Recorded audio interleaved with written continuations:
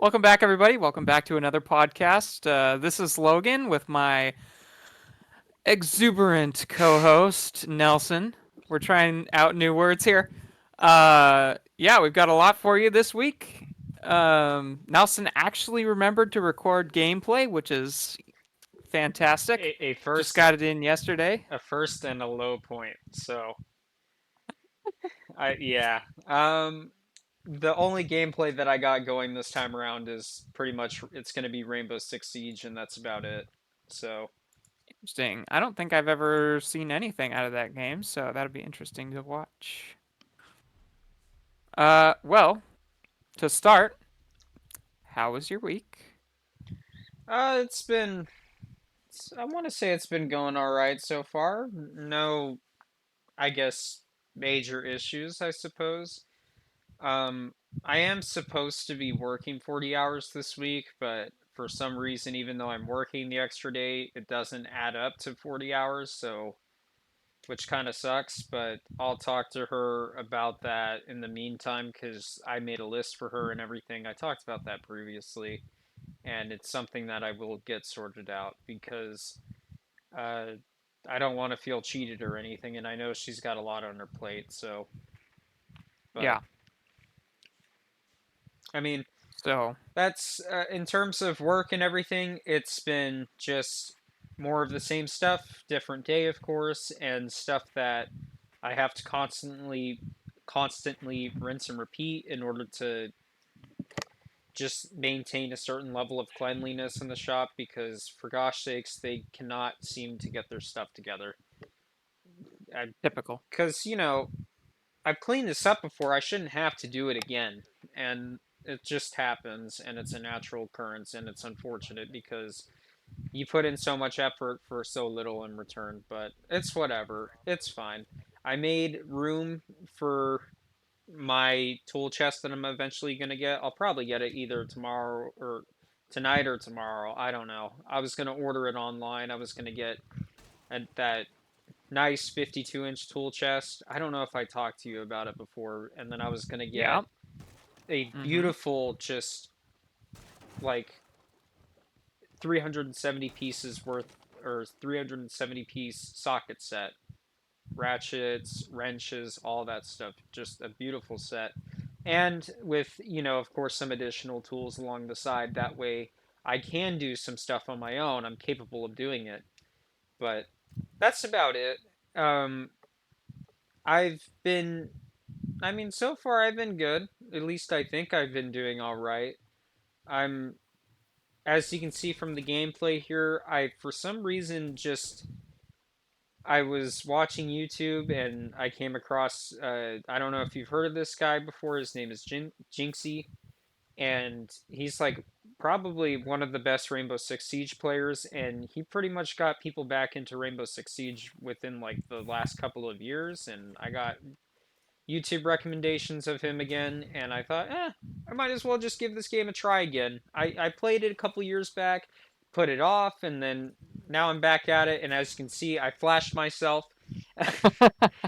um,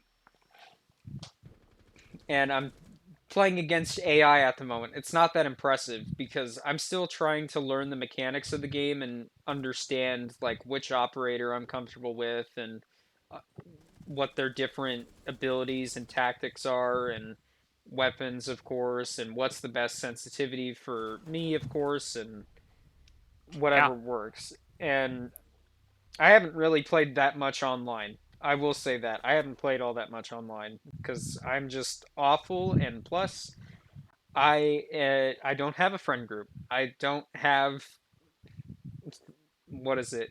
Four other people to talk to play Siege with.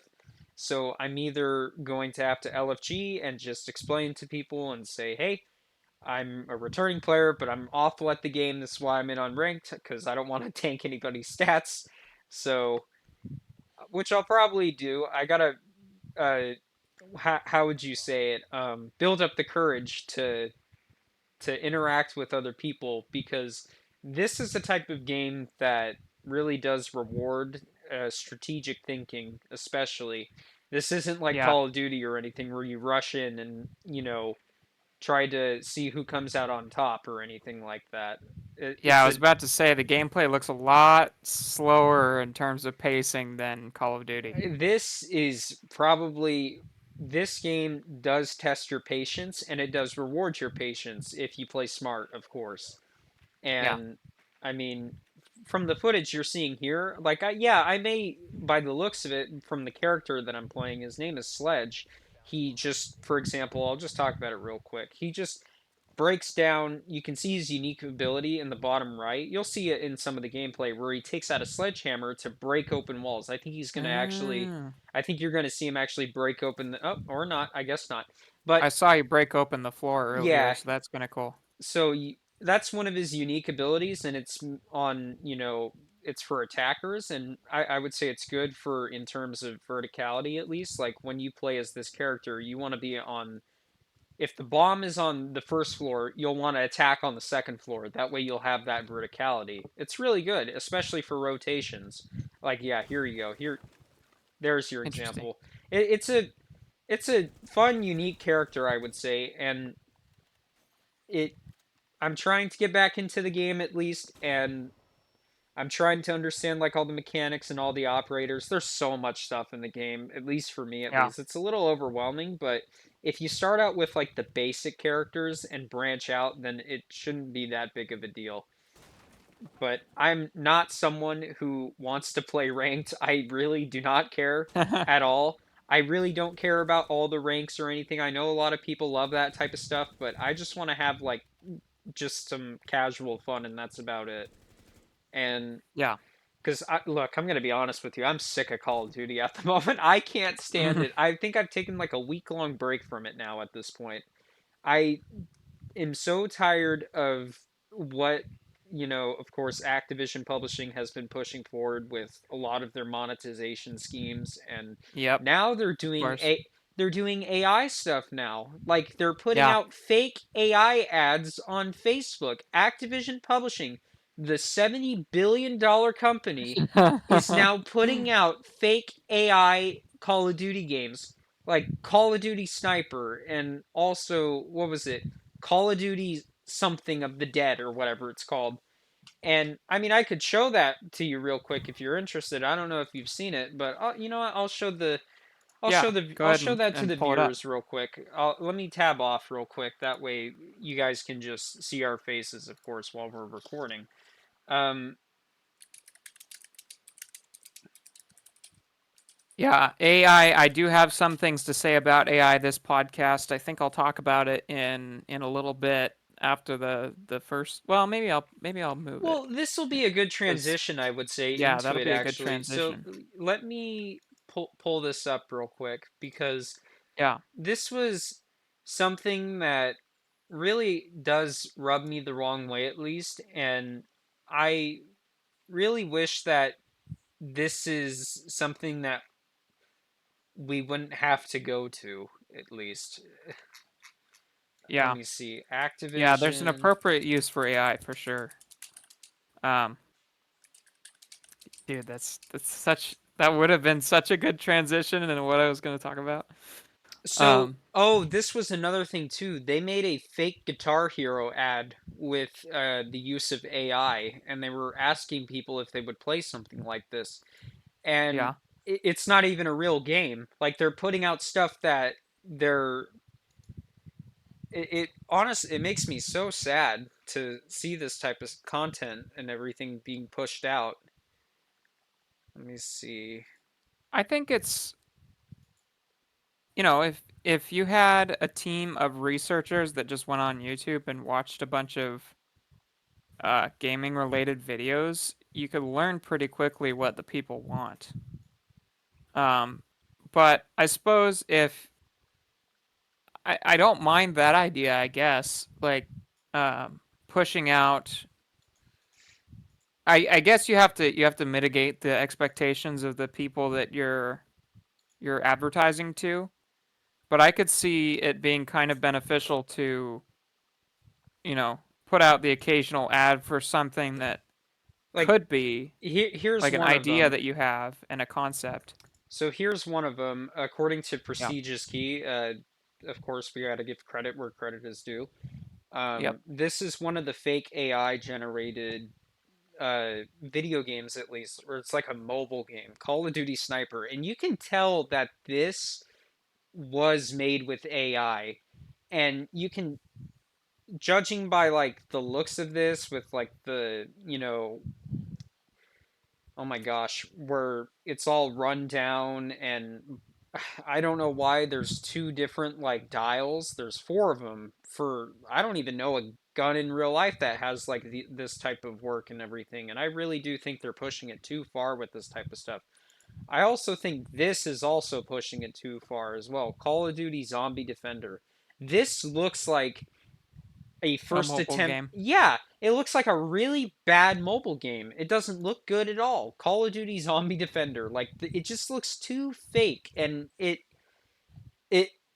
it really makes me sad to see this type of stuff. That the fact that they stoop to this level, at least when they make so much money annually, every single quarter, and this is what they're stooping to, at least.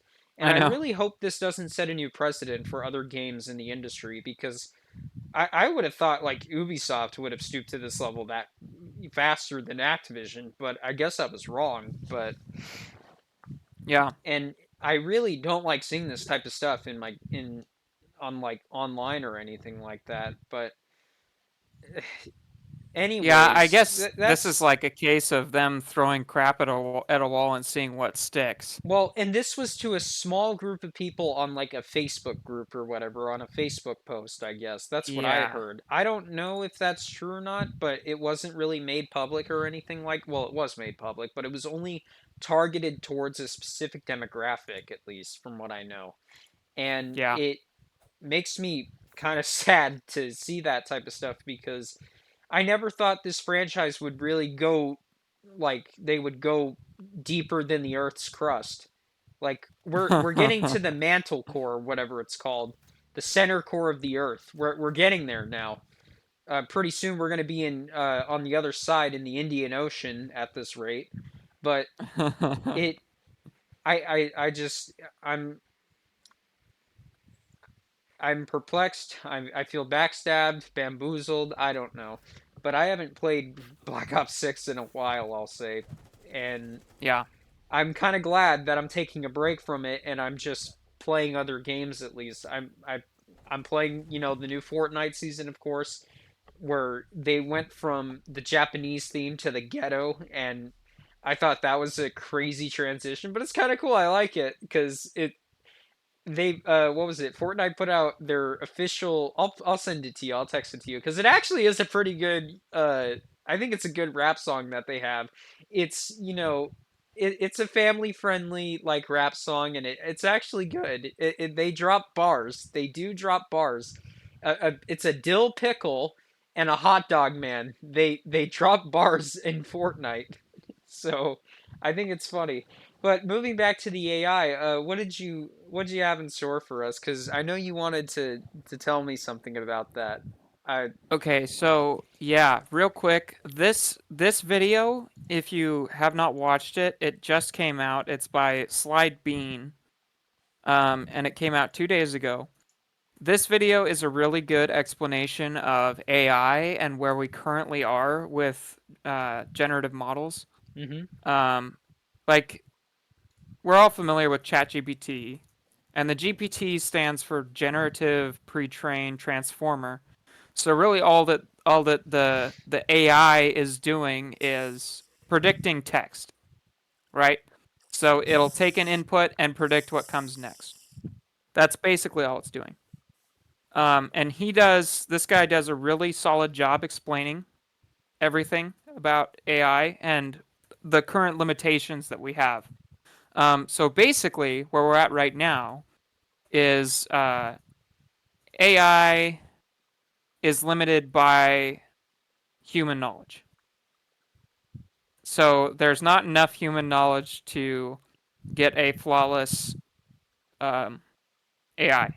Like an They can't. They autonomous, don't. They just don't have enough self-sentient, information. What'd you say? like an autonomous, self-sentient, whatever the right word is, That AI, sort of thing. Yeah. And like we still Terminator, have like or Like Terminator, or Oh, well, I guess like right now the goal is um, get AIs that don't hallucinate, right? Because we all know ChatGPT still gets things wrong, like a lot of the time. yeah, I will say, what was it? There have been times where I was using ChatGPT to study for like homework and math problems. I ask it a question like, "Okay, can you explain this portion of the problem?" And then it just goes down the rabbit hole all of a sudden. I'm like, "What the heck?" Like it just Yeah, starts yapping for like 4 minutes straight for some right. reason, and it goes on Yeah. and on. I don't know if it's related to that, but I've had those Well, instances that's before. kind of a good transition into what I was wanting to talk about. Um, so we're kind of reaching the limitations of AI right now, but there is still progress to be made, and I'm really noticing some of that progress in Grok 3. That's Twitter's AI, X Twitter. Well, I'm gonna be honest with you, Logan. I haven't had Twitter in it's actually been over a year since I've had Twitter now, I think at this point. Yeah. So I've been sober for about a year at this point from Twitter. Your dad, Well, I from what I know, is downloaded still kicking Twitter it. Oh just to no. use Grok. Ugh. Just to use Grok. You Um, disgust me. I mean, I always thought of Grok as a second rate, It's like off-brand Crocs. ChatGPT. Like it's like store brand ChatGPT, but it's actually really, really solid. Like I have had so far better experiences with it than I had with ChatGPT. So today was a really big day for my interaction with Grok because I was working on some really complicated theory work for my computer science degree, and it was confusing. Like there's a textbook and we have lectures, and we had to do some problems from the textbook for homework, and I had no idea what they were asking. Like zero. It's all notation. It's all letters and numbers, and I don't know what any of it means. Doesn't make any sense. So I took a screenshot of just a section of the textbook and fed it to Grok. And I said, I don't understand what this is saying. I don't understand the notation. Can you please help me? And it was the best I've ever seen from any AI. Period. It was insane. It broke down my question and it broke down what I gave it from the textbook into understandable chunks, and then it provided examples that were outside of the textbook but were relevant, and it explained each symbol to me individually. It elaborated afterwards, and it kept reiterating it so it would stick in my brain, so I would fully understand it. And then I went to class. Like I did that for an hour, and I did some questions in the textbook, some of the homework questions, and I understood how to do them. That's what I was just working on before we started the podcast, actually. Yeah. Um, so I went to class right after I did all this Grok stuff, and I understood everything the professor was talking about. Like I've never had 0 to 100% understanding in as short a period of time as I did just then. Like Grok is right now like the best writer, best teacher, period. Like if you give it what you're supposed to be learning and you say explain this to me, it's going to teach it to you. It doesn't just, rephrase it. It goes through, breaks everything up and helps you understand it. And if you have questions, you can ask it and it'll tell you. Um That's good. so right now AI is really really powerful. Um and that is in my opinion with a really inefficient hardware backing it, right? Because we're also kind of limited by hardware. The guy in this video that I was talking about talks about that as well. Yeah. Um, but I think one of the bigger things holding back AI like right now. So human knowledge, we talked about that. Human knowledge ultimately is going to be what holds back AI. But I think we're still a ways away from that. I think right now, hardware, like the number of GPUs that these models are running on, is what's holding back AI. Um, and I think what we'll see The is, irony of talking about AI when I'm fighting AI in the game. AI yeah, Berlin, AI. da, da, da, da, da, da. I know. Yeah, for gaming, that's going to be big too, but I'll talk about that in a sec. Oh Right gosh, now, I yeah, think I what, can't imagine yeah, I'll talk about something as well in regards to that yeah, too. because I'm sure you'll have more input for that. Um, Yeah, gosh, I really hope that. Oh, let's not give him any ideas now, shall we? yeah, one sec. Just give me a sec to get through the last bit of this.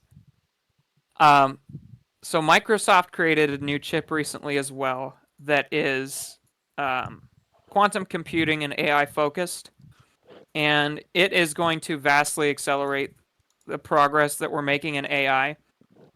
Because right now we're working with hardware that's not specifically made for large language models and AI, right? We're dealing with GPUs. They're just using tons of GPUs, right?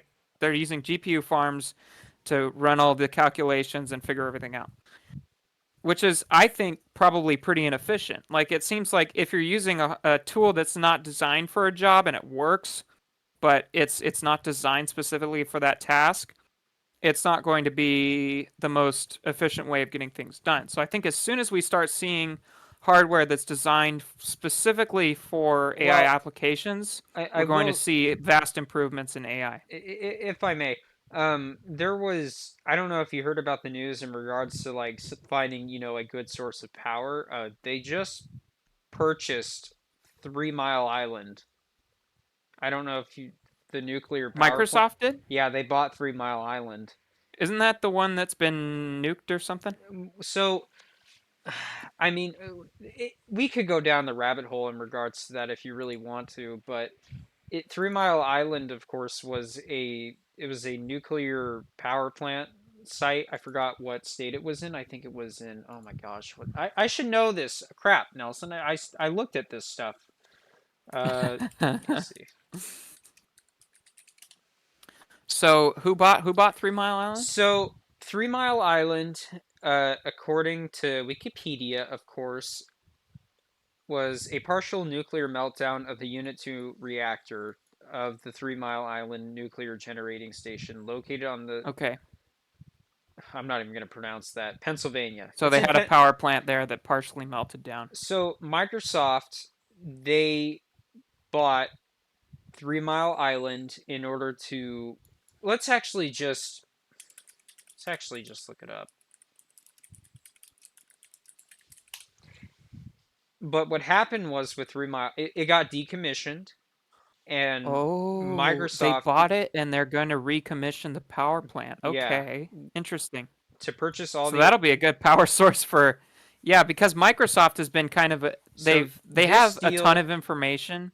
is part of Microsoft's broader goal to decarbonize its energy use and support its growing artificial intelligence AI operations. It Yeah, was shut down in 2019 due to economic reasons. It is set to be renamed the Crane Clean Energy Center and is expected to be operational by 2028. Well, they got to kickstart it again because you have to be safe in order to do that because you have to take a lot of precautions. And yeah, you and can't just they'll be start able it to up as vastly is. improve. Yeah, they'll vastly improve the power Well, plant there. There this won't be any chance of meltdown. Well, the thing is with 3 Mile Island, it was a partial nuclear meltdown. Like it wasn't a total nuclear meltdown was Chernobyl. That was Yeah, the epitome. That was, what 3 Mile Island would have been if, they didn't take any necessary precautions. Now, what's funny is yeah. I found out when I was looking at the history of this type of stuff. I'm getting down the rabbit hole. I'm sorry. Jimmy Jimmy Carter, former President Jimmy Carter, he apparently knew a lot about nuclear engineering, and he was there on site when this stuff happened. So Oh man, he, I guess, helped out a little bit in regards to this. So I guess you could applaud wow. him for something for his presidency. I mean, I can't really. There's The nothing one good thing Jimmy Carter I, did during his Ouch. I'm sorry. I hate to say it, but I look. there are ups and downs, especially Everybody knows. for Yeah, yeah, presidents, especially. I'll just say that. yeah.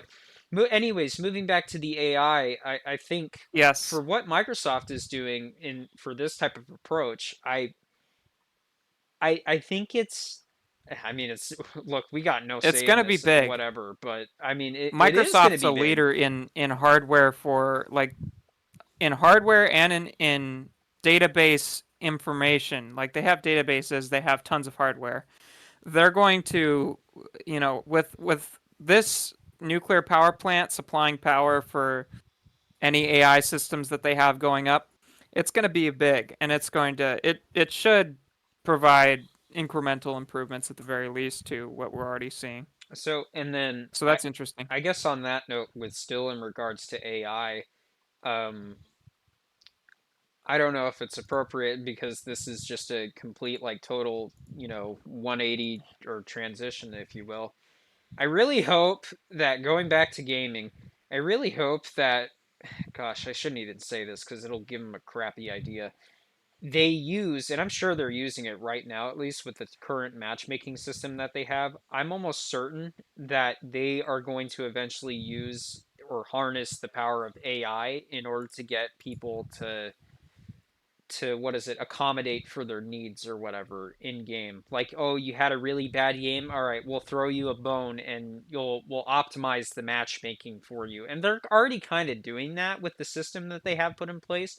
But I feel like if they were to, like, utilize AI, like, behind the scenes, it would just, your games would not feel organic, they would feel fake. And this is kind of actually why I'm liking Siege at the moment. And I've played a couple of online games, not that much because, like I said, I'm a solo player.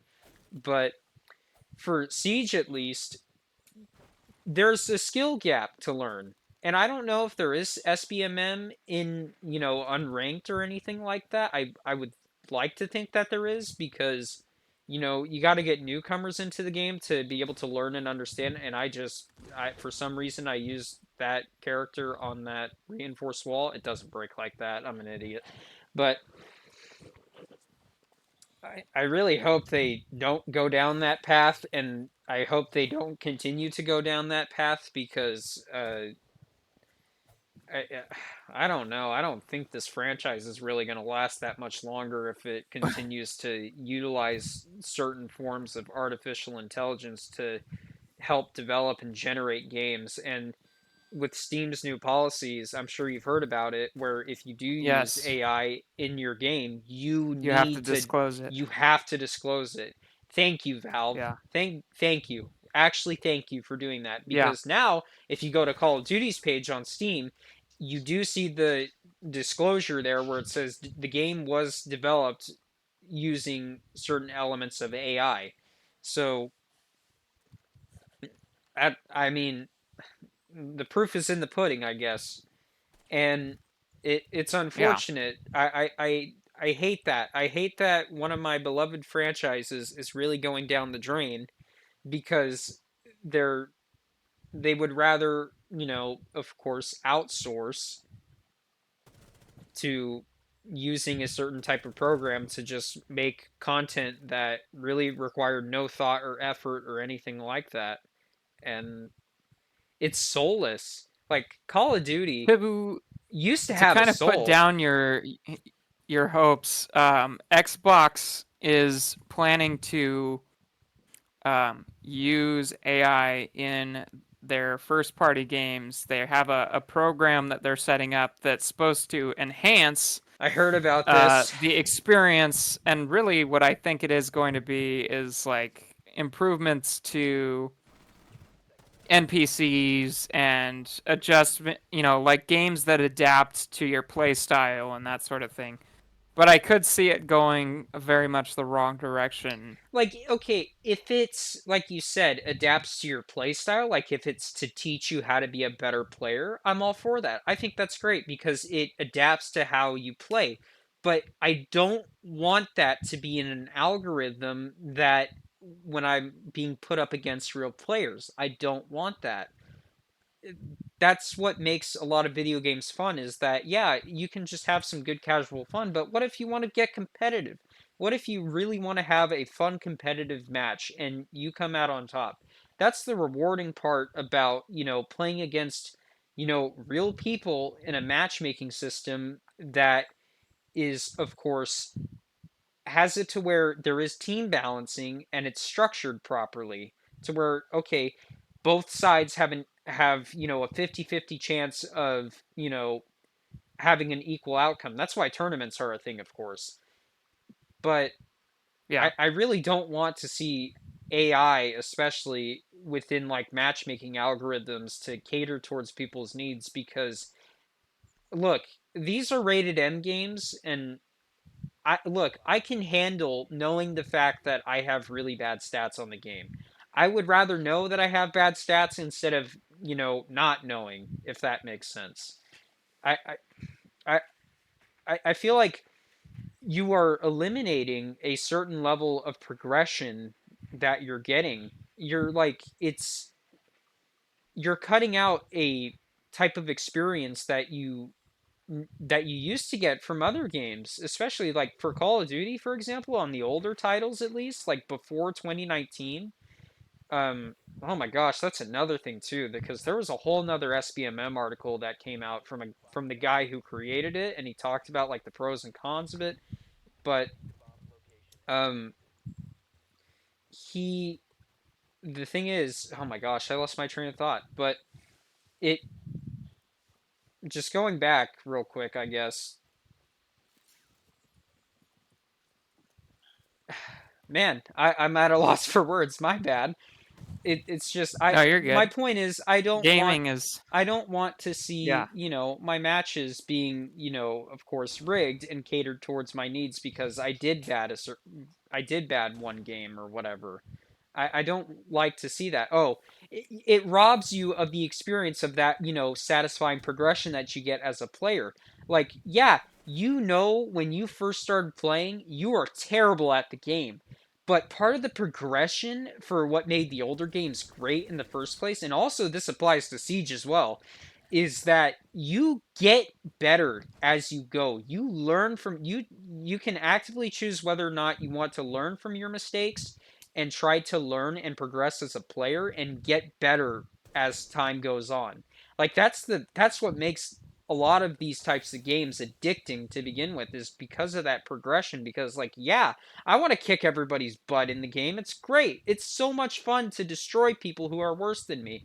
And then Yeah. when you destroy those people, if they actually, care about wanting to do well, then they'll actually look at your gameplay, your replays, and whatever type of footage you have, and they'll learn from that and they'll think, okay, maybe I need to change the way I play. That way I can adapt and get better as a player. That way I can be like that guy that just destroyed me that one match.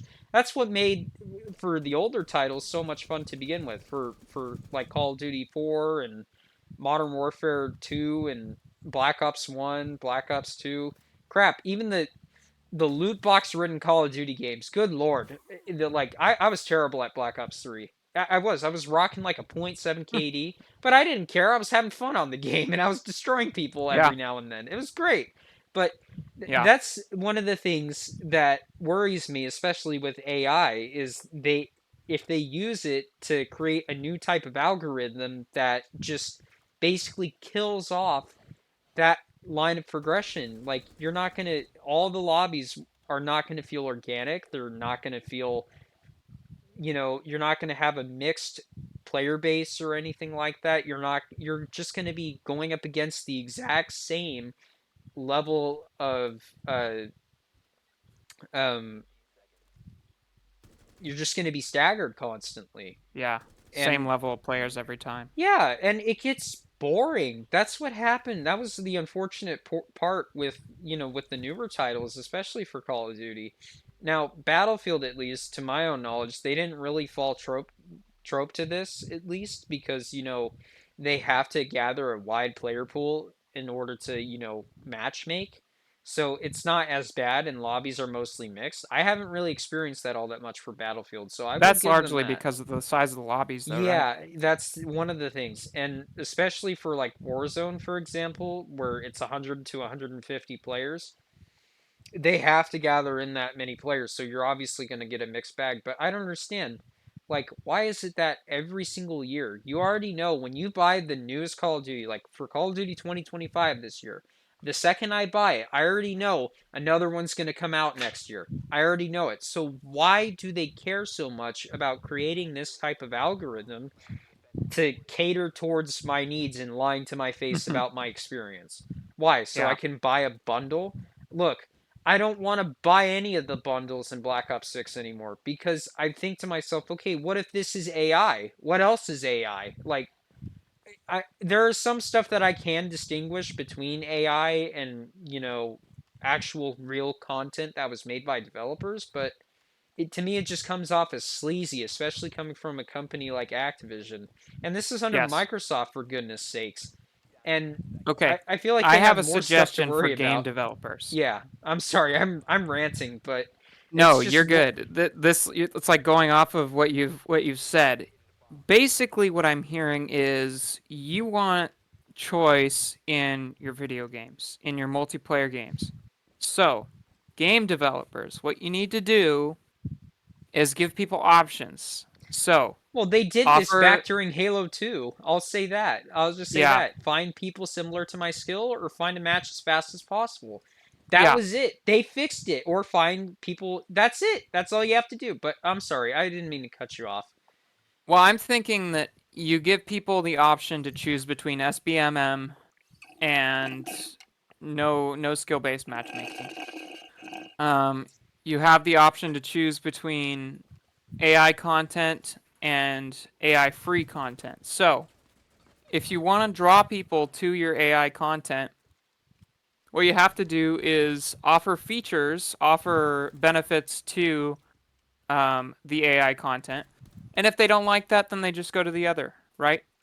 Um, if you offer people options in your games, if you let them select between the two, several options, they're going to segregate and probably be more happy than they would otherwise. Um, Probably part of, you know,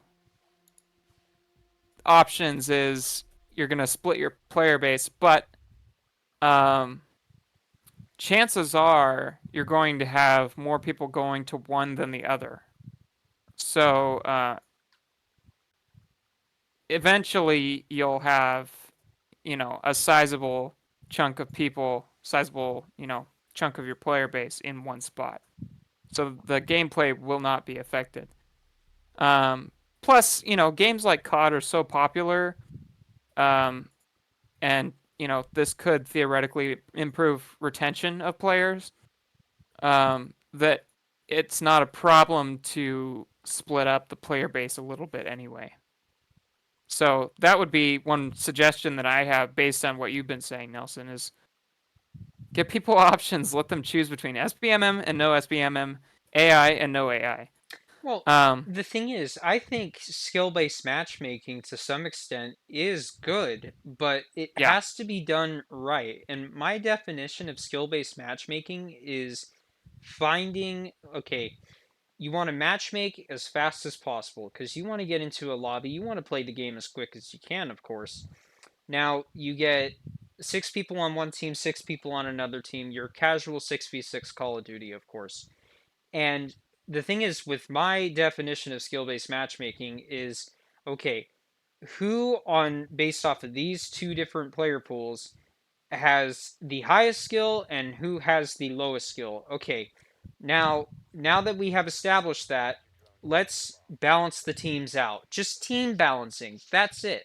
That way both teams have an equal level of skill and also a little bit of, mixture in terms of, yeah, player play styles and different levels of kill death ratio.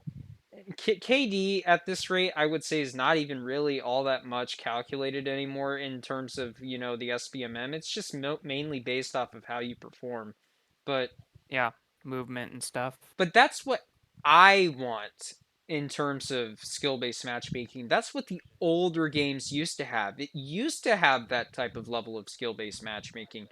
Uh, Yeah, Fun little fact for you. I didn't even realize this either, but and I used to play this game. Call of Duty Online was actually one of the first COD games.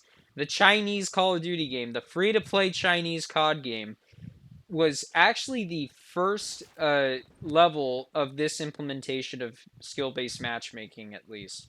But it wasn't on the same level as, what you saw in Modern Warfare 2019 onwards to Black Ops 6, of course, where after you finish a match, the matchmaking algorithm takes in based off of how you performed from that last match, and it pretty much just finds a match that either is, going to make you hate yourself or you're going to do better at, essentially, or they'll ease the throttle back on you, I guess. But Yeah. that's how it Well, one has been. place like multiplayer games are not, in my opinion, the ideal place for AI, even though most, companies want AI in their multiplayer games. I see the biggest benefit of AI being in single player titles. Um, maybe everybody has a slightly different experience based on how they go about playing the game, and the story adjusts, and the NPCs adjust based on how you're going about the single player game. And what that would do is, I think that would probably boost um, single player game sales, because a lot of people watch YouTubers play single player games, and once you've seen it, you've seen it. There's no reason to play a single player game that you've already watched. It's like a movie. And You're not gonna watch a you movie know right what to after you watch a expect when you movie. go around the corner, especially on those types of titles.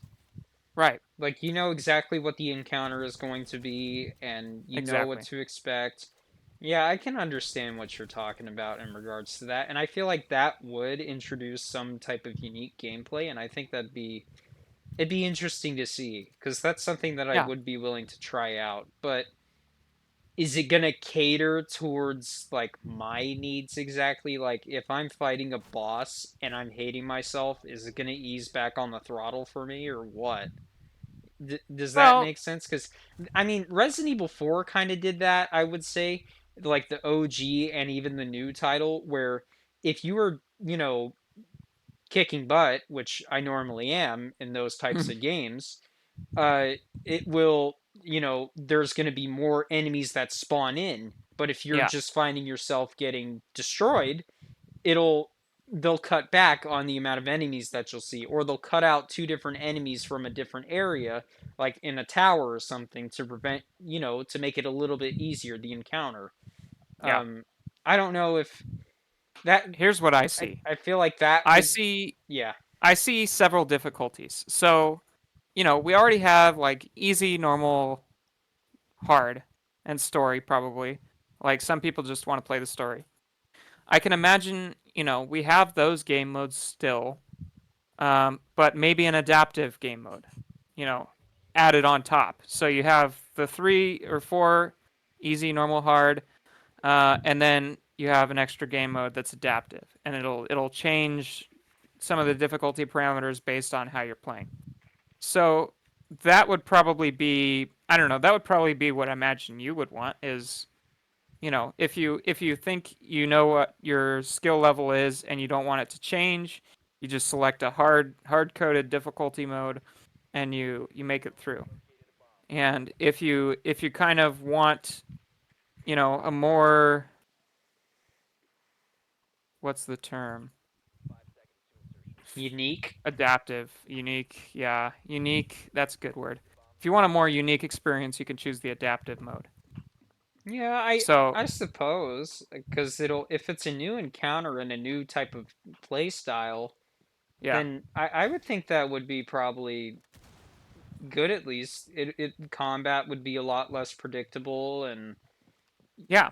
every encounter is basically is different. And I can understand what you're saying in regards to, well, for single player titles I think it would work great, but Yeah. I don't think multiplayer, because multiplayer needs that organic style of gameplay, at least, especially from players, because they might come out with something that's like like a new tactic or a new exploit, and people see it and they're like, wow, I never thought about playing that way before.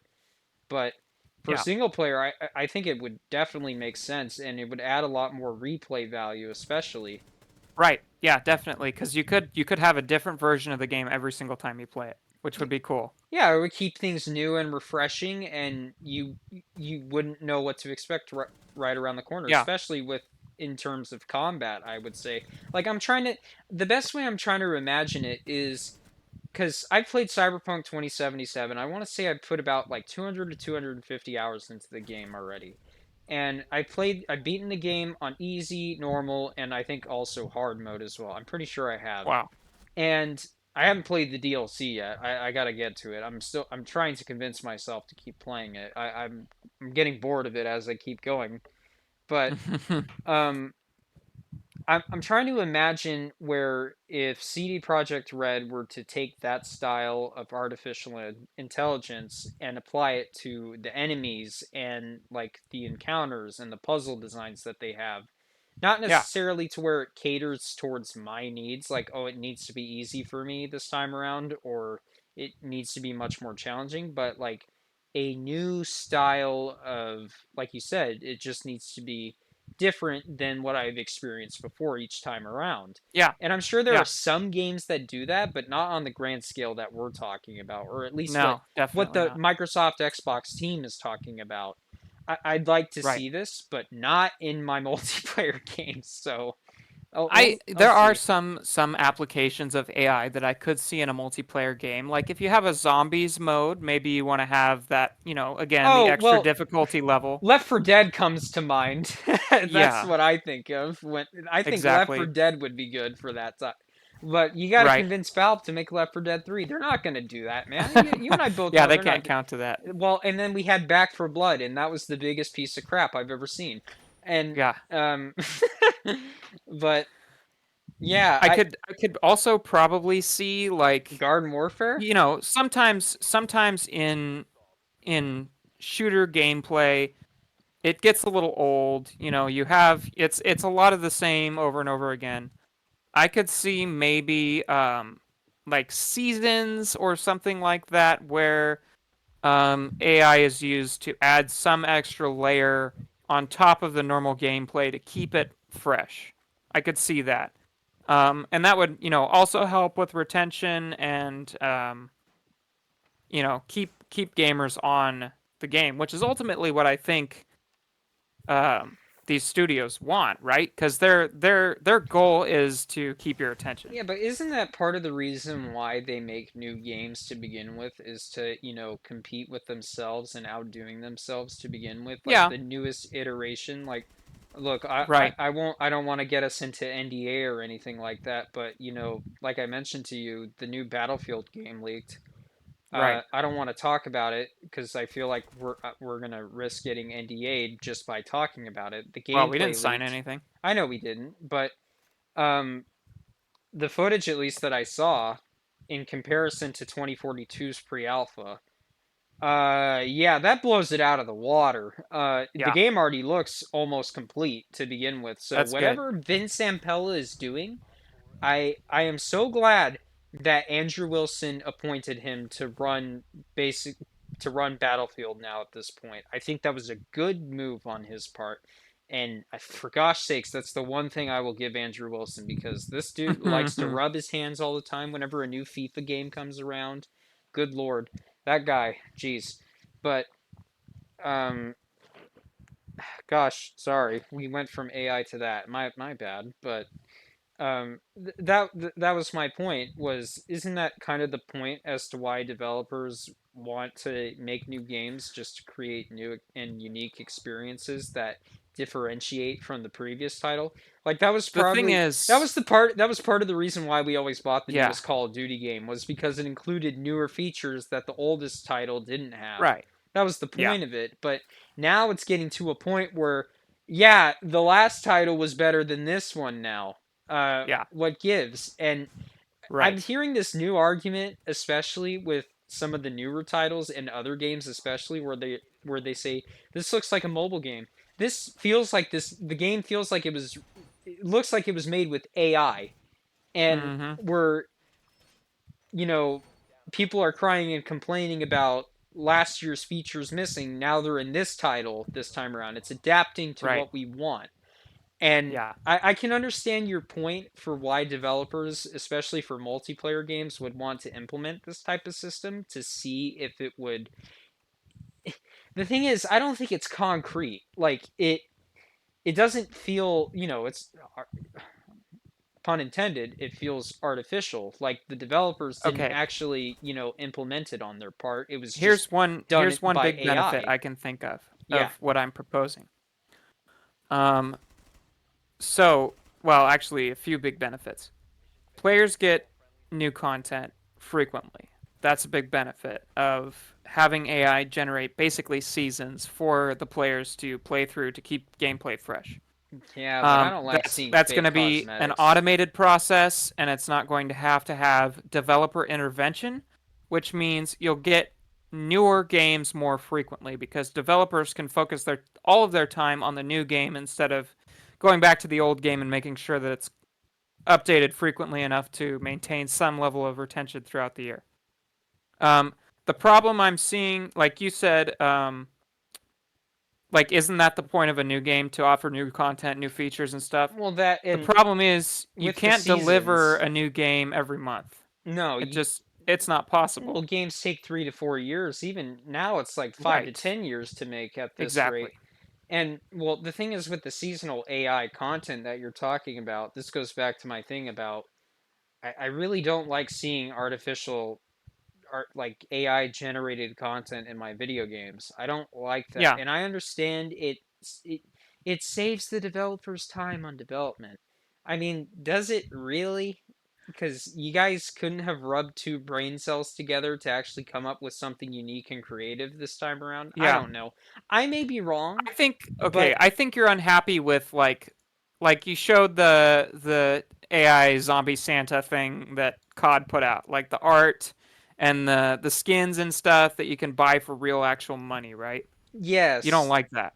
well, Yes. that's what I'm thinking of. That carries over into the seasonal stuff as well. That's what I think. What I'm thinking is so you have every game has parameters that can be adjusted. What I'm thinking of is each season adjusts the parameters that are set in place by the developers to keep gameplay fresh. So maybe some guns do more damage, and they encourage players to use some guns over others. Maybe they add some new grenade or something, or some like maybe it's even some extra game mode I would like rather have them use it. How about this? I would rather have them use it as a tool for suggestion of what yeah, actions to take that's an when option too. developing. Yeah. I think that would be way better instead of having letting AI do it for you because like Yeah. I said, the game is going to start feeling too artificial cuz okay, if people are going to complain about let's say for example the MP5 from Yeah. Modern Warfare 2019 and if the developers then used AI to, analyze all the data and statistics, if they see that the MP5 is being overused, they're just going to let AI do all the work for them and just nerf it and buff everything else. Like Yeah. it's I don't know. I really do think that I think that they could use it as a tool to just measure exactly what people are doing and that's about it, but I even then I would rather have them not measure like our skill and everything. Like why are you guys so weird measuring our stuff like this? You guys are creeps. Good lord. Just look at the statistics and the data for what people like what weapons they're using. Okay, are people using the MP5 more than the M4 carbine? All right, we need to nerf the MP5. AI is suggesting that we Okay, ought to this is nerf what it AI is and we good ought to for, buff it. Let's in do my this. opinion. Yeah. Have AI adjust the the scaling of weapons based on how people are using them. Right? Doesn't that make sense to do? Suggest or implement. I'm saying implement because of that one benefit I brought up. If you have AI automate these processes, um, you can have the developers working on the next game. Okay, then what about okay? people complain about the nerfs. What Yeah, then? What about them? What will AI do then? Will it adapt to people's complaints? that would be the hope. Yeah. Would it revert the decision, or would actual developers need to manually override that AI in order to revert that change that nobody liked? Does that make Yeah, the sense? idea is that the AI is constantly checking to, see what public sentiment is, how these weapons are being used, and ultimately to get them to a state where it's near perfection. And I totally think that's possible.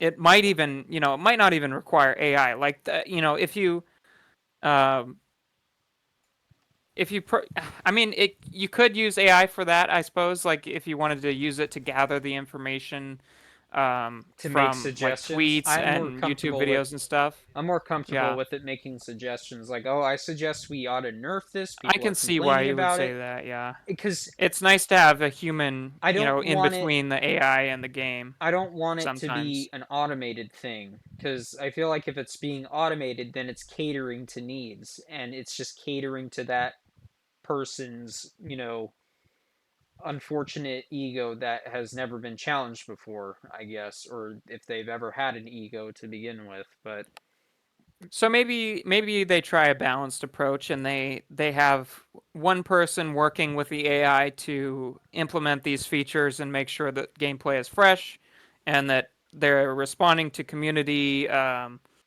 feedback, responses yeah. to the changes, and then they try to maximize the number of developers working on the new games or whatever, that the big projects that they're trying to get Well, through.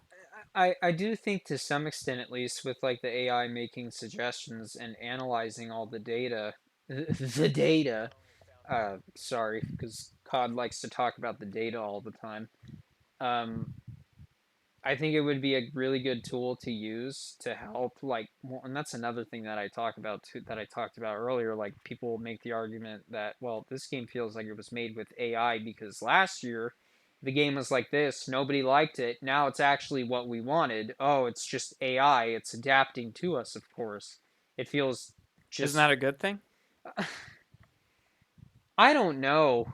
I really don't know because Don't you then, want games to be the way you want them to be? well, games are not, in terms of for video games at least, like, they're not made for everyone. Like, Yeah, that's you're true. not that many people are. You have that crowd, of course, that they're just not interested in buying a Star Wars video game. It's just Right. not. It's not their audience or anything like that. And I think when it comes to, well, aren't you glad that they actually did make those changes? Well, yeah, I'm glad, but they had the opportunity then to make those changes. Like, it was possible to implement those changes on a surface level, and it would have benefited the game in the long run, instead of us having to wait like another year for those changes to be implemented. They did it for marketing reasons, of course, and I'm referring to, Modern Warfare 2 and Modern Warfare 3. That's one of the games that I can think of that implemented this. Now, I liked Modern Warfare 3. I did. The game did, to me at least, I didn't feel like there was that much skill-based matchmaking in the game. There were times where it did feel heavy, and there were times where it just felt really loopy and loose.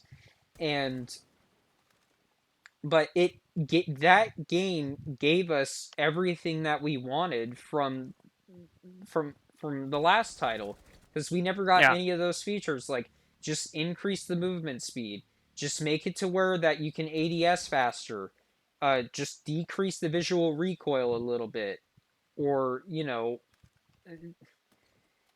just give us new ways of playing, add dead silence as a perk back, that type of stuff. And Infinity Ward never listened and never took any kind of feedback.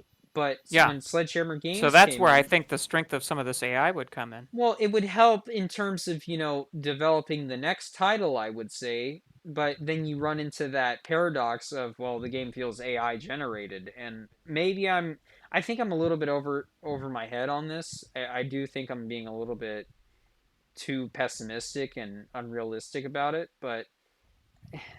Well, no, I would say that there's fair reason but to assume that if these they're large companies aren't going to do what's in the best interest of the customer and they're going to try to maximize profit. like, I guess if they're using AI to, analyze and collect feedback, I Yeah, guess that'd be okay that's a really solid way to to implement develop. an And application. Yeah. like, it's a good form of establishing some type of focus, I guess, for like, okay, the last title didn't work. All right, let's use this artificial model, and with, of course, some human intervention while talking to, getting community feedback, of course, to create and focus and make something better, substantially better than what we've created before. And this is, I don't know if Battlefield is doing that or anything, but I think with what Battlefield has going for right now in terms of the Battlefield Lab stuff, it seems to be, it looks promising. I ain't pre-ordering for anything. Absolutely not. Don't pre-order the next Battlefield. Do not. It's not worth it. Don't buy it. And don't let them woo you or anything. It is absolutely not worth it. Yeah. Just wait until the game comes out. I'd be impressed. I'd actually be impressed if EA didn't put out some type of, like, they're not going to run out of copies. They're not. They're absolutely not. And I'd be surprised if EA, didn't have like a pre-ordering page for Battlefield, and it just tells you what the release date is, and you could Right. buy it on release date. If they did do that, I'd actually applaud them. I'd be like, EA, I will gladly buy AI generated loot boxes from. No, I'm kidding. I wouldn't. But I suppose, like, yeah. I mean, so AI is really good at organizing thoughts, right? analyzing They're really good statistical at data, I will at say. breaking down big big tasks into smaller chunks, and that's really useful for a team of people that are working on anything. Uh, that's kind of what I realized when I was using Grok for my assignment Yeah. earlier. Um, and even like for writing a paper, it's hard to know where to start because you just have this prompt and you're like, it's just a big body of text. What am I supposed to do with this? And it'll go in and it'll break down everything and say, here's what you can do. Here's some options. Here's an example maybe of what might be wanted by this prompt. So it gives you options, and I see that like that could be really useful for developers. Um, it could be really useful in figuring out what kind of games people want, where you can start on a game, on one of those, any of those options that it points out, um, and what steps can be taken to give the gamers ultimately what they want. And I could see this, being useful for new games and even um, live service games like currently being used current games. I don't know what's the term for it. Is there an I Live don't know. service, I think. What do you Yeah, mean? Like the game is constantly updating over the years, or what? yeah, That's live service. So that's a type of business model that Activision and Electronic Arts have implemented, especially for a lot of their current yeah, titles. Ubisoft, especially, as you can see by the gameplay Rainbow Six Siege, because they're now on. Believe it or not, this game is gonna be 10 years old, and it's still yeah, kicking. So, yeah. um, yeah, Essentially, I'm thinking of Fortnite and COD and some of the other ones but I that get are so that are similar. I just get tired of live service games. Like, I understand like updating the game over the years and seeing it evolve over time, but there are times, like, the problem with this, I would say, is it they get complacent. They do. They get a Yeah, lot of game devs and publishers. I don't think it's the developers per se, but I think it's mostly the publishers. They get too comfortable with their current product and they just want to maintain it. Valve right. especially. Look, say That's what this is especially where I can see Valve big Valve big AI yeah. opportunity, don't you think? Well, if it creates new and unique gameplay opportunities, then I'd Yeah, be fine with it. At least if it inspires, if it creates some type of inspiration for the developers to implement it into their game, like I'd be fine with it. But there are moments in time where it just doesn't feel like it was made by a human, and it just feels like, oh, they're just doing it just to, make some type of subtle change and to keep things somewhat fresh when the game is already in a stale state and it could really use like a facelift for once. Uh, yeah. like CS:GO to Counter Strike 2. The game literally just got a facelift and that's and it looks like it got another 10 years worth of life into the game already. It's virtually the Okay. same game, same mechanics and everything, but there are some little subtle changes here and there that, I mean, I don't know. Think of It's the something that I can't NC really Miata, answer. right? NC Miata. Okay. You have the people that are working on it. They are, it's been a long generation. They've been going on with this generation of Miata forever. Most people think it's kind of the worst Miata. It's the ugly duckling of the It's the all ugly the duckling. yeah. Um, a lot of people like it nowadays, but back in the day, they didn't like it so much. People that are working on it are getting complacent. What AI would do is help them design the facelift. So go from the NC to the ND, the one that we have now.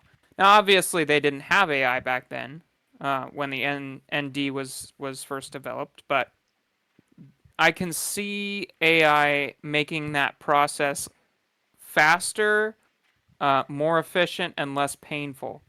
Um, Yeah, but you're going to isn't end that up the with more people beauty? that agree with the design changes. You're going to have more people who agree that um, that the facelift looks a lot better and that it drives a lot better, right? Yeah, but isn't that the beauty of creating something new and unique? Especially because you have so many people in one room clashing against one another who, Yeah, like, the best way of, I would say, of developing something is when both sides, or you have two different people, they both have, different ideas, they both clash and head butts to butt heads against each other constantly, and they say to one another, and I think this is healthy, especially for when creating something new, is that, okay, you may want this, but I want this in there too. I want this to right. be developed into whatever it is that we're making, for example. Like, Okay. there was a Who do you think should be doing that? The community or the executives that don't know much about the community? I think, well, I would say the developers, but I know The that developers, sure. Um, I would say a my lot of point it falls is, onto like, I them. think that could still be very much the case in, uh, you know, using AI, right? So you're still like, if it's truly taking in input, it's going to have input from the community, the developers, and the executives all together. And those three branches are going to be fighting it out. So you're still going to get that human aspect where you have the ideas going against each other, and the AI will be able to parse through that and figure out what the consensus is, and I deliver what it thinks most people will enjoy more than anything. I feel like to some extent it's gonna leave everyone not getting what they want exactly, if that makes sense. Like, this is not really what I had in mind. Yeah, it may include some stuff that I asked for, but Yeah. this is not really what I had envisioned, and it's not gonna. please everyone, and no, Sure. Well, that's never well, going to be the when you case. design it in a way that pleases developers, executives, and communities, I feel like it just is going to turn into just a nightmare and a mess. That's what I think, at least. And it's not going to really please anyone at all, because the developers may have a completely different vision than the executives, of course, and I'm sure Yeah. that is the case 9 times out of 10. And I'm sure the community, of course, has a different vision as well, and Well, yeah. that's why I think they work. you're just describing the development process right now. That's what I'm Like thinking of. regardless of AI's presence, I think development is always like that. And I think probably AI is better at, finding common ground If it and deciphers, then I suppose, like, I'm trying to yeah. convince myself. I'm trying to get on board with you on this, but I just, to me at I mean, least, I may I be, could be a little over optimistic. That's probably I'm a true little about the closed-minded on capabilities this. of AI, but ultimately I think AI is better at um, parsing through everything, going through each argument, and deciding which ones have more merit, and finding the benefits and the detractors of each one quickly. All of this happens quickly. That's the other thing. Than humans are. Humans, I think, like we're all biased. We don't like even. It's always going to be the executives basically that have the final say in how the game looks Isn't because AI they're the ones with biased the too? money. Like the developers get their hand in it, but that doesn't mean and they're going to have their own opinions, but Yeah. they're still going to have to follow what the executives tell them to do because they have to uh they're working for money, right? And they're not going to get paid if or they're going to get fired if they don't do what the executives tell them to. So ultimately, I think uh, AI could really, really help in the gaming industry if used correctly, which I don't think is necessarily going to be the case, at least at the beginning. We're still in a transitionary period where AI has not been used in a wide scale I don't think it's in a been video game. utilized properly. I think it's been utilized just to make a cheap buck at the moment. Yes, yeah, exactly. At the current stage we're in, it's only being used to make quick money and easy money, like selling skins, selling that kind of stuff. That's AI generated. That's that's in my opinion the wrong way to go about it. I think AI can be used to maximize efficiency in the development process. Yeah. Um, whether that you know whether that be direct AI interaction with the actual game code or just having AI offer suggestions to the developer team Yeah. and the executive team, because those are the two that are in charge of ultimately making the games. So I think the latter is probably better than the former. But honestly, like I said, having an automated live service game that sort of tweaks things here and there and makes gameplay fresh could be something that's at least worth looking into, right? I mean, I'd be willing to give it a test run, but to me at least, I'm just gonna. I feel like I'm too close-minded on this. I really do, because artificial intelligence, especially with the way that it's been utilized at the moment, it left such a bad taste in my mouth that I'm really not willing to open it up again. Yeah.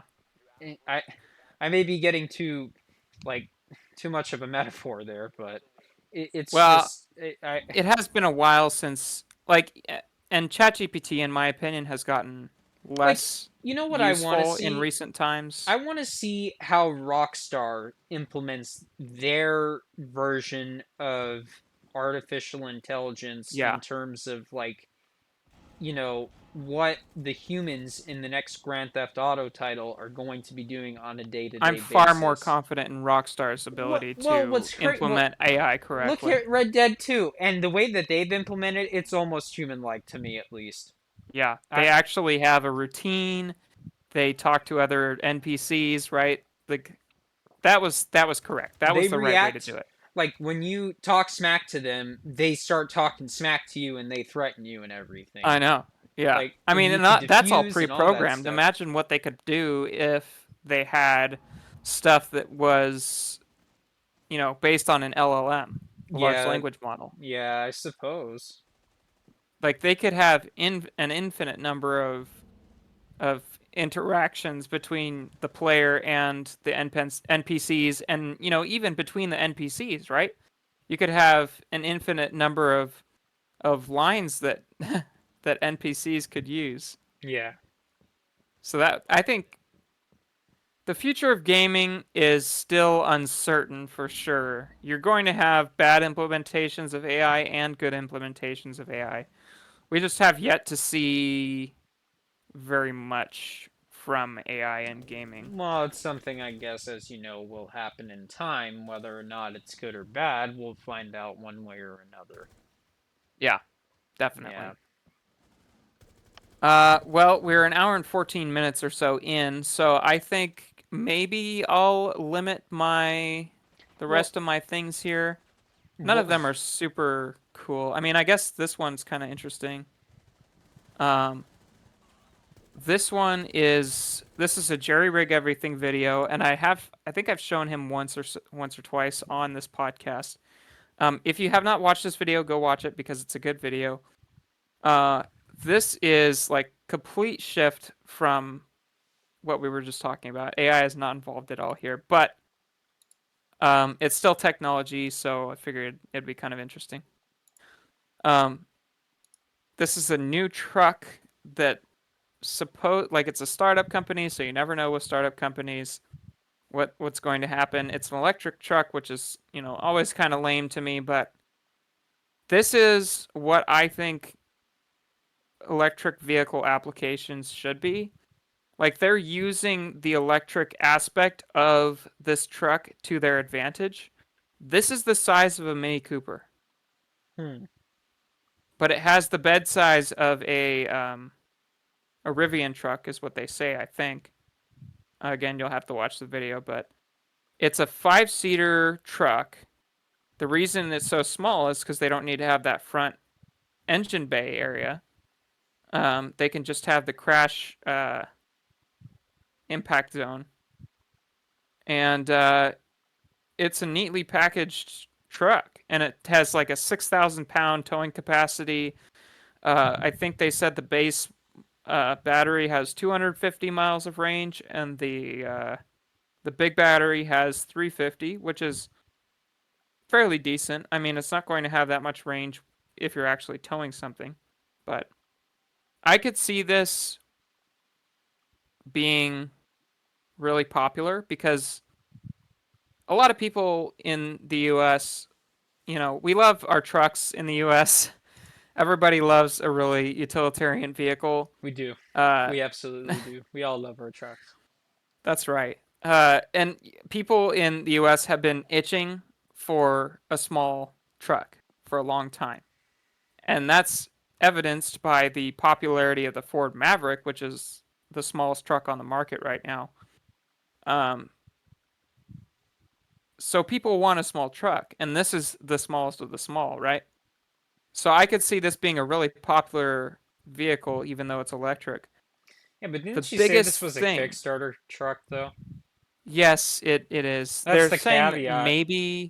They're saying maybe they'll come out in 26 if everything goes according to plan.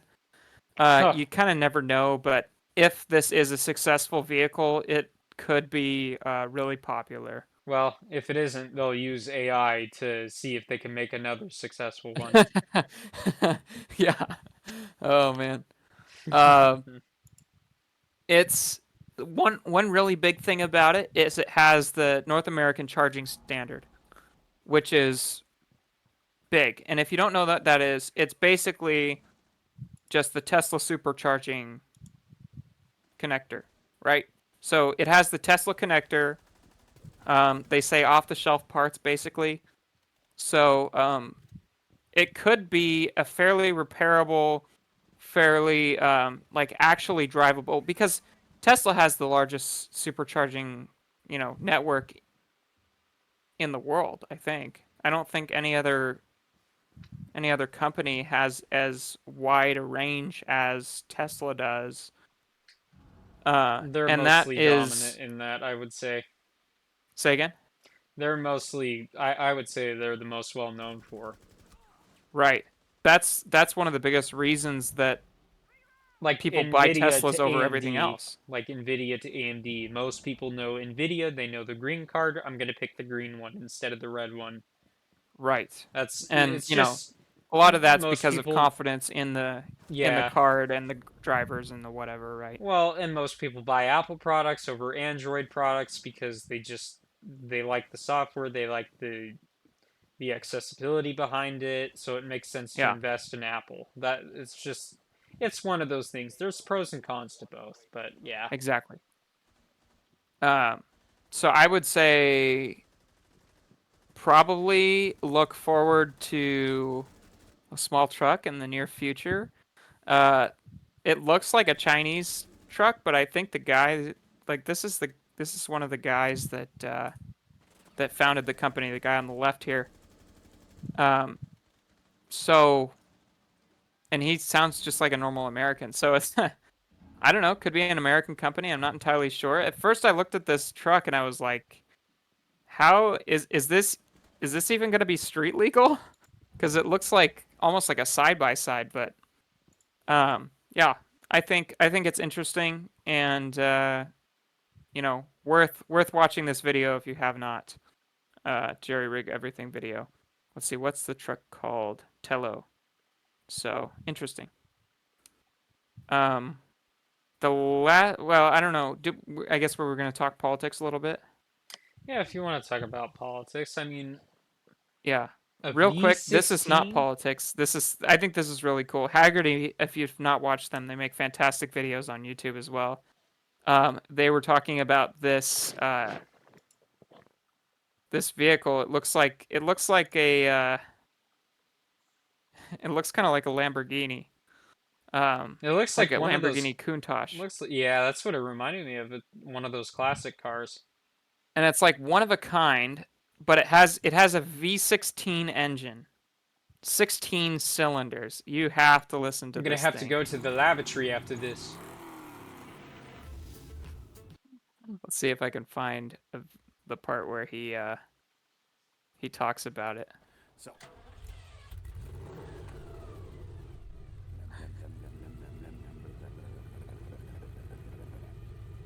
so at idle, you can hear the V8 burble. The blah, blah, blah, blah, blah, blah, blah. It's just happening a lot faster than normal. Like two V8s put together. How did they get that in there? Oh, it's the engine's in the back, of course, but And then once, if I give it any throttle, any boom, it gets a big intake noise and a almost GT350R Chewbacca burble. wow, that's crazy.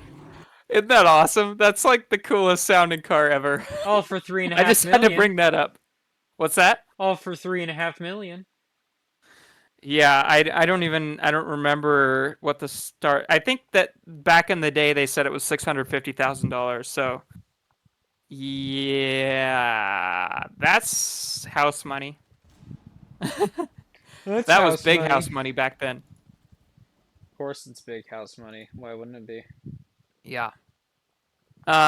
Let's see. What were we going to talk about in politics? I forget. Well, only thing that I know of in regards to politics, at least, is that our glorious governor thought it was a great idea to start a podcast Yeah. after all of the horrendous fires, of course. Yeah. Like, how smart of him to do such a thing, I guess. With you know, His the first episode had Charlie Kirk. yeah, which I mean, not that I have anything against that or anything. Yeah. at all, but I just Well, think I to would myself, say, dude, you could be putting more effort into the actual state than yeah. this freaking dumb podcast that you're doing. I'm sorry. I don't mean to be a sour patch about it, but um that just kind of rubs me the wrong way, I would say. Yeah, I kind of agree with that. That's the Like impression that I he's got only of. doing it for political reasons, and that's Well, pretty obvious. Like well, he wants to advance his political career. well the And one of the big themes in this particular podcast was he was trying to come off as more moderate. yeah, And that I guess was, a big thing in inviting Charlie Kirk on, right? Um, Charlie Kirk is like a right-wing activist basically. If you're going to basically show that you're willing to talk to the other side, he's a good place to start because he is the other side, right? he's Um, on the polar opposite of the political spectrum. I mean, that's just exactly. stating obvious, but it's just a Right. way of overanalyzing it, but yeah. So one of the big things, one of the big outcomes of this podcast was Newsom basically was being trashed by both sides of the political spectrum. He said he kind of agreed with Charlie Kirk that the men and women's sports was Taken too unfair far to or the whatever. women. Yeah, When he himself was an advocate for all that stuff, especially right, for exactly. like there's plenty of evidence and footage out there that showcases that he you know created legislation to protect trans people competing in women's sports. Like he's done that before. There's plenty of evidence that showcases that. It's Yeah, known to everyone. It's obvious, especially to the people living in California, mostly of, that live in central California and up in the north. It's no surprise to people, at least, especially who've watched this podcast. I mean, I'm 10 minutes in and I already know that whatever he has to say, at least, it's just there for publicity. It's just a stunt. It's just to get him to, come off, like you said, as a moderate so that way he can run as a moderate in 2028. It's obvious. This yeah, is the whole yeah. entire reason he's using this podcast as a platform.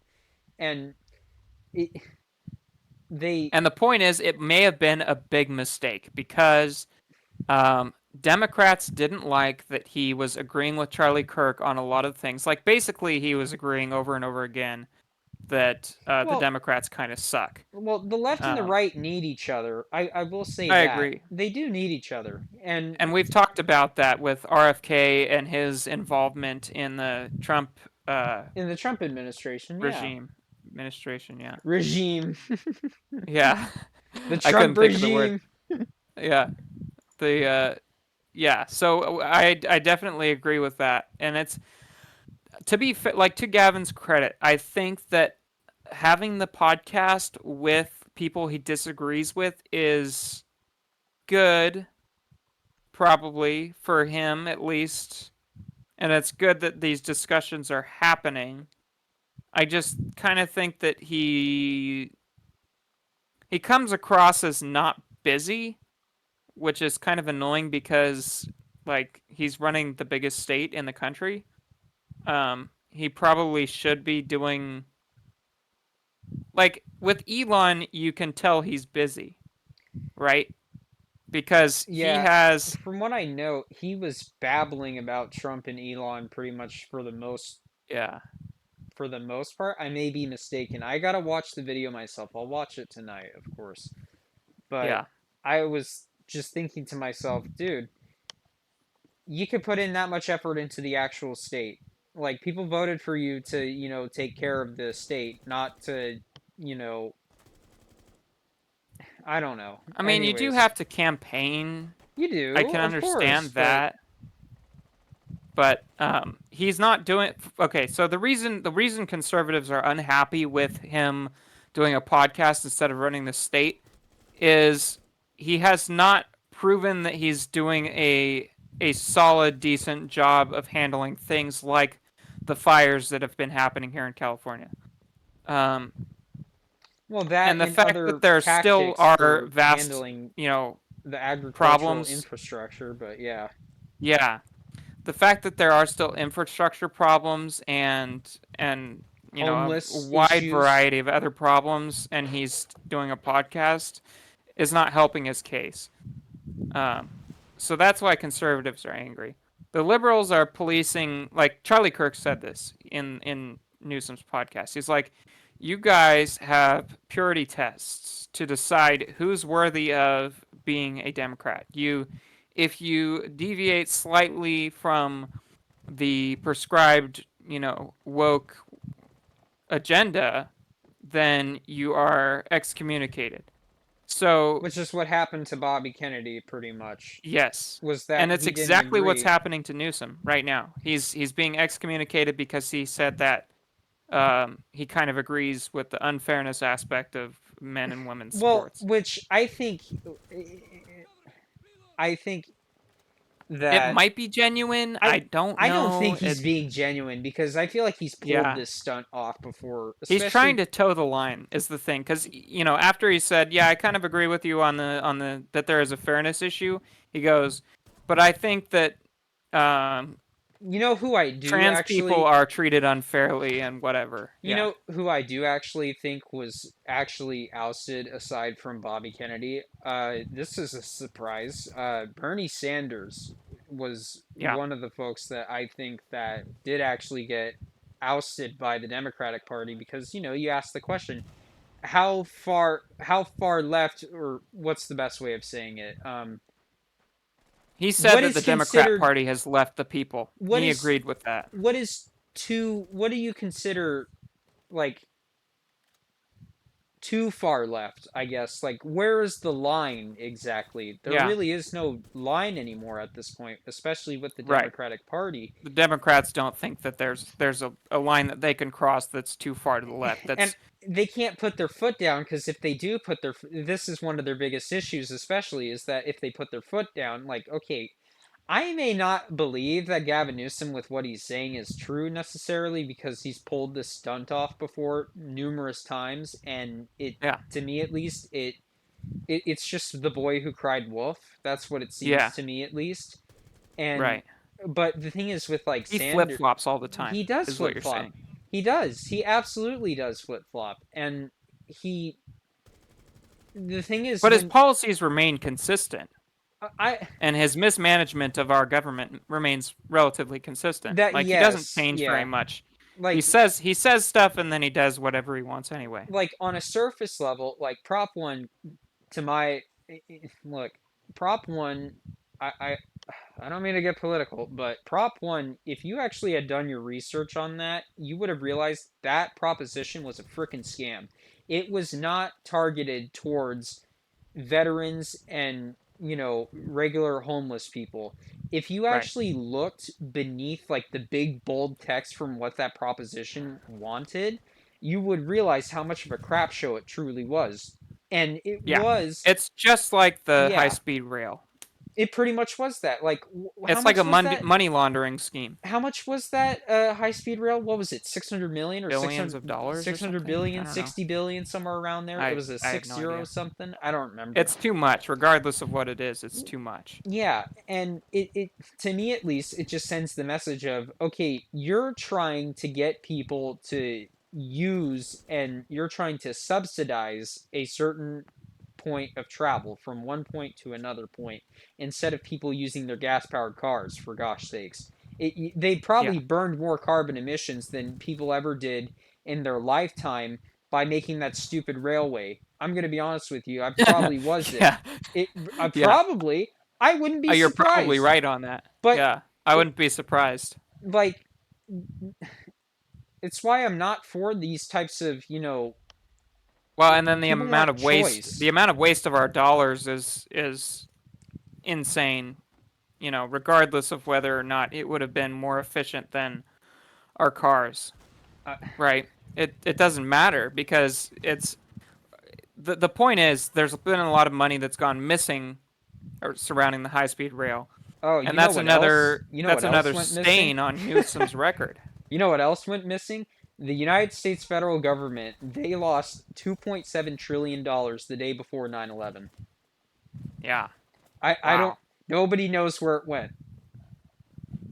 That's insane. Like, how do you lose Is that a 2.7? conspiracy theory? I don't know what the conspiracy theory is, Logan, but I think there are some links to the 9/11 terrorist attacks in regards to that. I do. And what's crazy is that when the plane crashed into the Pentagon, it crashed into that agency or that department that reported the $2.7 trillion. So basically, the evidence is completely wiped out at this point. That's the Yeah, there's a conspiracy lot of theory. reasons to believe that our government is not acting in the best interests of its citizens. There's no transparency, and I think look, Yes. I'm going to give Trump credit where credit is due, of course. I think with his executive orders, specifically for Bobby Kennedy and the RFK, or not the RFK, excuse me, the JFK assassinations, as well as the MLK assassinations as well.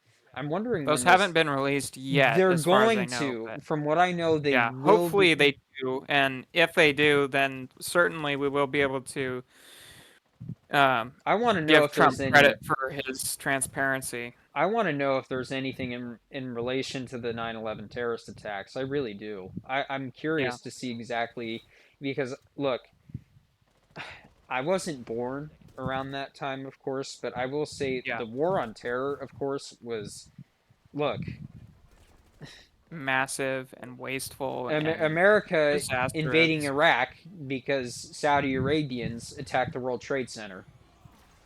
Yeah. Seriously, like, There was a lot because wrong. Like, there were weapons of that's mass one thing that I destruction. like, and a lot of people like about the new Republican Party is since Trump arrived, all of the warmongers and the traditional Republicans that you know spend and war, whatever it is, all the traditional Republicans, Mitt Romney, the Bush family, everything, they're gone. Yeah. They're not. They're Oh, the they're Cheneys. I like can't stand the right. Cheneys. Good Liz lord. Cheney, yeah, Dick and Liz Cheney. Jeez. Yeah, those people are not part of the Republican Party anymore. The Republican Party has become the party of, well, they call it populism, but that's kind of a pejorative. But um, they uh, they have become the party of the lower class and the middle class, and that's why the Democrats are so unpopular right now. Is because they are the party of the upper class, and it's not. It didn't used to be that way, and in Newsom's podcast, kind of going back to that, he pretended or he didn't know that the tides had turned, that Okay, that everybody, things had shifted. Um, so it's I don't know. I don't know what to think about Newsom in this case. I know that he is often a disingenuous person. In this case, I'm at least glad that the conversation occurred. Um, I I think that he could be spending his time a little better. I mean, he doesn't have to not do a podcast. What he has to do is show that he's doing a good job running, or at least trying to run the country well. Like who Jimmy Carter, you brought him up. There was plenty of evidence that he was trying his best, right? Most people agree The that that approach presidency was not effective, the approach but there was, was like you plenty of said, not evidence that he was effective. trying. Yeah. Yeah. I mean, look, say what you will about Biden, but that guy was a snooze fest. I'm sorry. He Yeah. was. He just was. Yeah. And I honestly, you could say the exact same thing about Trump at least, but thing is, Trump really never dived into the world of politics. I mean, the only time he did was like the early 2000s, and that's about it.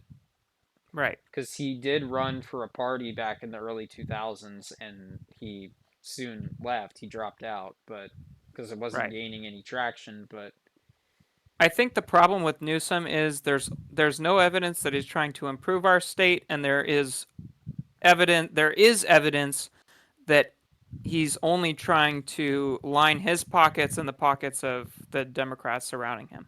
Well, what I think he's trying to do at least is he's putting his foot down and showcasing or saying that, yeah, I mean, I may have thought of that before, but now I'm a moderate. Now I do actually think this. Yeah. Now I He's trying to position himself for a he, he's presidential run. he's trying to, and he's trying to establish some type of background, especially with other people behind him at least. And honestly, I mean, I don't think it's if gonna he work. actually adopts some of the ideas that Charlie Kirk is giving him and he actually moves to the moderate direction, that's fine. That's fine with me. If it's genuine and he I'm actually not gonna wants vote for to. him. No, I don't. Well, yeah, I'm not he's gonna done a vote for terrible him. job with our state. Yeah, absolutely no. Yeah, I'd have to see it to believe it, to be sure, right? Um, Yeah, he'd have to turn things around in California for me to vote for him. he's got one more year, Logan. You think he's gonna show anything? Probably not. No. I mean, if he's anything, if he turned out to be anything like Trump, which he's not, No. he would get a crap ton done in a year, but we'll see. Um, It's yeah. okay. He lets all that fresh water go out into the ocean. Remember all those thunderstorms that we had a couple years back around this time in February and March? You remember that when Yeah. what was it? It was like 2 or 3 in the Killed off morning. some of the plants at the church. Well, 2 or 3 in the morning. It was like Yeah. 2022, 2023, around that Yeah. time. Our Amber Alerts went off, and it was telling us I to do seek remember that. shelter because of the tornado warnings and everything. Because Yeah. we were in like a, what was it, a We were category? flooding, Yeah, we were in like a massive storm. It was beautiful. It was nice. and we though. didn't have any water storage to hold on to any of that water. Well, and he was talking about, oh, the farmers are complaining, it's killing their crops and everything. And I'm thinking, you dimwit, no, they need this crap, of course, because they have been well, they need the rain in order to, farm. Like, I don't know. It's just, I think California, at least, our state has too much of a grasp on, like, we're usually, what is it, like the test subjects or the guinea pigs, because Yeah. what does California make? If California was its own independent nation, what would we make? Like a third or the fifth of the world's economy or something like that. That's what we Yeah, are. we would be in like the top 50 at We'd be least. top 10, I think, if I'm not mistaken. Probably. I think you're probably right on that. At least I may be wrong, but um, it goes to show at least why so many other states adopt similar types of legislation after us, especially with, like, banning, gas-powered engines, that if it's below 25 horsepower, it's banned. Texas is adopting that now, which I think is like a state like So Texas, stupid. which the governor of Texas is implementing that to, like, it. I don't know. It's just weird. I mean, to me. be fair, Texas has several liberal strongholds, They do, but but I I don't know. I would. It's just. yeah, but I agree. California is a testing ground. It's a playground for all a this lot of stuff. legislation. We always have been. Um, you know, a lot of the a lot of good things have come out of California. Aside from a lot of amnesty. yes. Wait, what did you say? Aside from Reagan's amnesty stuff, which I think Oh, that yeah. happened during his. It was either during his presidency or when he was governor of California. I don't remember. That and his ban on machine guns. I think that was a really bad Oh, thing. That's like the only well, criticisms that. But, like, no president is perfect, of course. No president is. They're yeah, bound to make mistakes certainly. along the way. I Right. think you got to look at their legacy, of course, and Well, and the biggest thing is if they make a mistake, they got to be able to admit it. well, they got to be honest. Like, okay, this was not the approach that I wanted to take. This is not the outcome I was hoping for. I'm going to Yeah. take a different direction. And Exactly. I think, what is it, in regards to Trump, at least, he's putting a halt on the tariffs at the moment, I think, on Canada, and I think Yeah, we'll see how that pans out. There are a, new until new April developments every day. 2nd, I think that's what he said. I may be Yeah. wrong, but Dude, what's his face? Trudeau was like breaking down crying, dude. It was funny. I saw a clip of it like Yeah. online, but I didn't, I just saw the headline. Oh, he's Yeah. crying, and I'm like, yeah, that kind of makes Canadians are sense. really angry with the United States right now. Well, yeah, of course, because we're putting on a 25% tariff on them, Yeah. and But I mean, it's for a reason. It's for leverage, it's for fairness, it's for a whole slew of reasons, right? well, Like there are plenty of reasons for us to put tariffs on Canada. what doesn't make sense to me, Logan, is that why is it that so many other countries and nations, and I understand, well, the United States is one of the world's biggest conglomerate superpowers, so it makes sense as to why, they don't do that, and other countries are much smaller. It doesn't make sense to me. Okay, why is it that other countries, even countries as big as the United States, at least in terms of like scale, why is it that they're allowed to impose a 25% tariff on us, but we can't on them? Like, you Yeah. understand what I'm talking about? Like, People are getting angry that we're not that we're actually just fighting taking the back, disadvantages here. that we're actually choosing to fight back this time around instead of, Right. taking a kick to the nuts. But Yeah. it, it's, I, yeah, like, okay, let Trudeau cry. I honestly think he ought to cry. Yeah. Well, he's on his way out. We'll see if the next Prime Minister of Canada does better. And honestly, the guy that is, you know, the likely future Prime Minister, Pierre Poilievre, he seems promising, and honestly, I think he could do a solid job for both the United States and Canada. I think he could improve things significantly, especially, you know, in relations between our two countries. Because really, I don't like that the Canadians hate us right now, but Well, um, they're an interesting 51st state, I will say. The they don't like governor those jokes either. the governor of Canada. The governor of Canada. I think it's funny that he uh, mocks him that way because that's how he gets him to listen and actually yeah, cooperate. But Trump is. It's the thing about him is it's hard to tell whether or not he's joking. oh, well, Um, that you can tell he's joking. I don't know. Sometimes, Well, it's hard to tell. But regardless, it puts us in a better position. Um, did you hear what was it? His idea about it was like these golden tickets or something where you could oh yeah, basically buy your way yeah, into he's actually going to do that. That's a real thing. it would pay off the U.S. national debt. How much was it per ticket? Like $1 million or something like I think it that? was $5 million. And you would pay off the national debt just like that, essentially. Well, maybe. Maybe, I don't I don't know. know.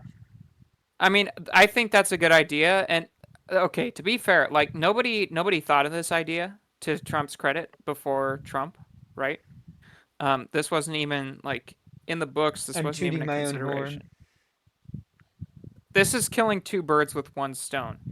You take down the national debt one ticket at a time, and you're creating an environment where companies can bring in the smartest people in the world. That's good for the companies. But that's also good for our country because those people are going to be working for us now. So it's like a triple whammy good thing for our country, um, that this, golden ticket idea will be implemented. So I do think, yeah, Trump has a lot of good ideas. He has several bad ideas too, I think, but a lot of good ideas overall. Yeah. So, yeah, I think we'll see how the next election pans out. Certainly, I think the country is moving to the right. I think that conservatives are probably already taking that for granted. I know you can't get They're getting complacent, and complacent. yeah, you can't get complacent in this type of stuff. If you want to Yeah. maintain a certain level of balance, That's how the and Democrats lost the last election. They got complacent. well, what happened was they handed it to them on a silver platter, for gosh Right. sakes. That's what they Yeah. did. 100%. They didn't put their foot down, and that's what led them to lose this race in this election. Was Right. well, they handed it to them, and Yeah. you hear so many people because they, for one of the biggest reasons I saw it, it was like a little CNN skit, or not a skit, on like some like little special or whatever that I saw, and I forgot what the guy's name was, and he was like, we need our own Joe Rogan, because they were talking about why they Yeah. lost and That's so everything with all the stupid. Yeah. podcasts You and had everything. one. And We I'm all like know this. thinking, you had him, you dimwits. What are you on about? You had him, Yeah. and And same thing for Elon Musk. he Same thing. was 100%. he was Rogan was by no means a Republican. He was a Bernie bro, He was Democrat. Yeah. he was a Bernie supporter, for goodness sakes. Right. So And well, you this know what? is I think it's all depending on their fault. how yeah, I know, it's all your fault. Yeah.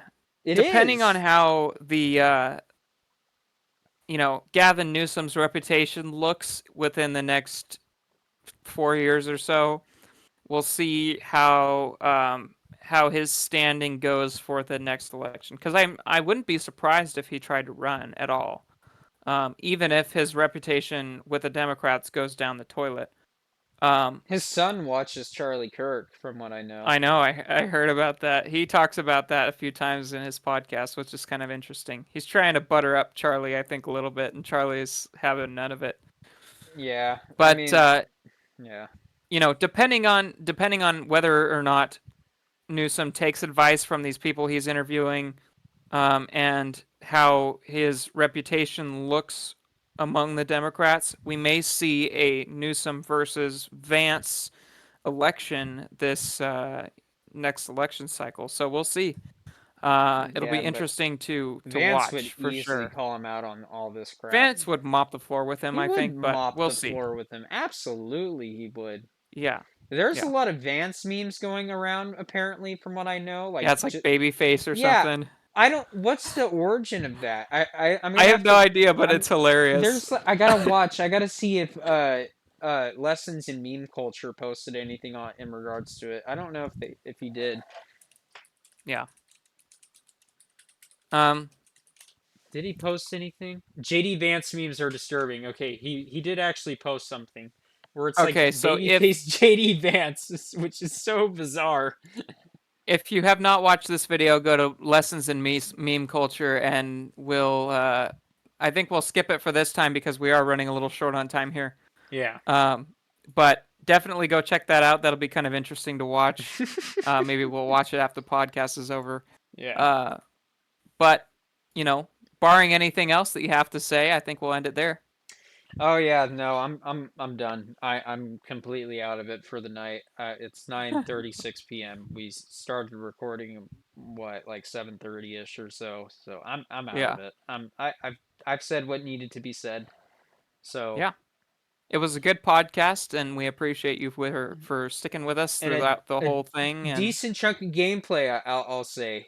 At least I think. yeah, So it'll solid be gameplay this yeah, time. a little bit of some gameplay to look at. Hopefully We did I have a will. little lag section in there, so I had the camera on us for a little while, but we came back, so that was good. Yeah. Yeah. So signing off. This is Logan and my co-host. This is Nelson. See you next week. I'm tired. I'm going to bed. Bye bye. Bye bye.